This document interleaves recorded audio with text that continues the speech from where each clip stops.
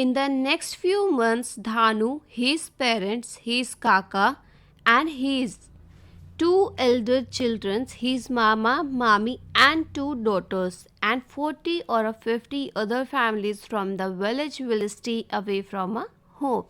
So basically अगले कुछ महीनों के लिए धानु, उसके जो माता पिता है, उसके जो काका है, दो बड़े बच्चे हैं, मामा है, मामी है और उनकी दो बेटियां हैं, या हम कह सकते हैं 40 से 50 लोग, मतलब 40 to 50 अदर फैमिलीज जो है वो विलेज से दूर रहती है इन 6 महीनों में.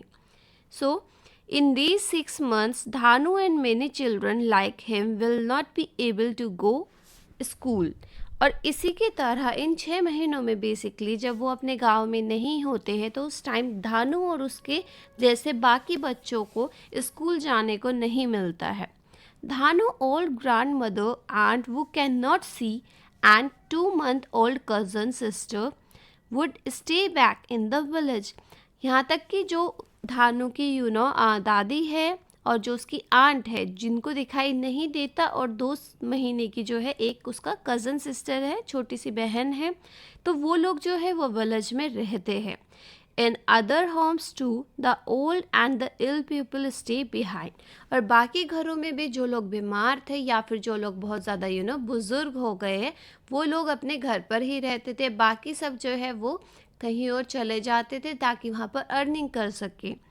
After that Dhanu misses his grand mother a lot. अब इन 6 महीनों में धानु जो है वो अपनी दादी को बहुत ज़्यादा याद करता था. Dhanu always keep wondering who will take care of his grand mother. और धानु को हमेशा यही टेंशन रहती थी कि दादी की जो केयर है वो कौन करेगा, मतलब बिकॉज वहाँ पर तो कोई भी नहीं था. देखा जाए 2 महीने की बच्ची थी और एक आंट थी जिनको दिखाई नहीं देता था, तो बेसिकली वहाँ पर दादी की तो कोई केयर करने के लिए बचा ही नहीं. But what can Dhanu do, मगर धानु कर भी क्या सकता था बिकॉज उसे अपने पेरेंट्स के साथ जाना पड़ता था. Now think, Dhanu's family and many others from the village go far away for a work. But some people stay back in the village. Why does this happen? तो धानु के परिवार में, या फिर हम कह सकते हैं जो गांव के बाकी परिवार थे उनमें ज़्यादातर लोग चले जाते थे, बट कुछ लोग जो है वो घर पर ही रहते थे विलेज के अंदर. तो आपको क्या लगता है ऐसा क्यों? Because some people need to stay in a village so that they can protect the house and the cattle.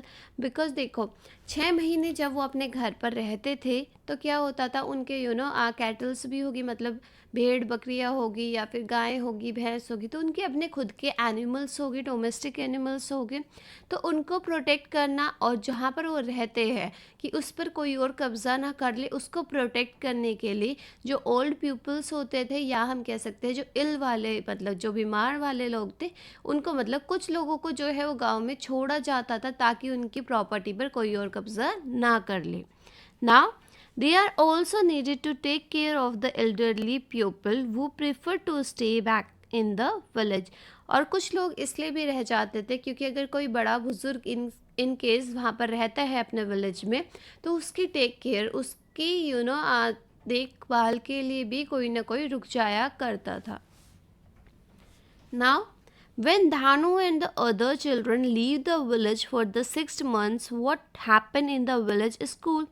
जब धानु और उसके तरह बाकी बच्चे जो विलेज के थे, जब वो स्कूल नहीं जाते थे अगले 6 महीने के लिए, तो क्या होता था विलेज के स्कूल में?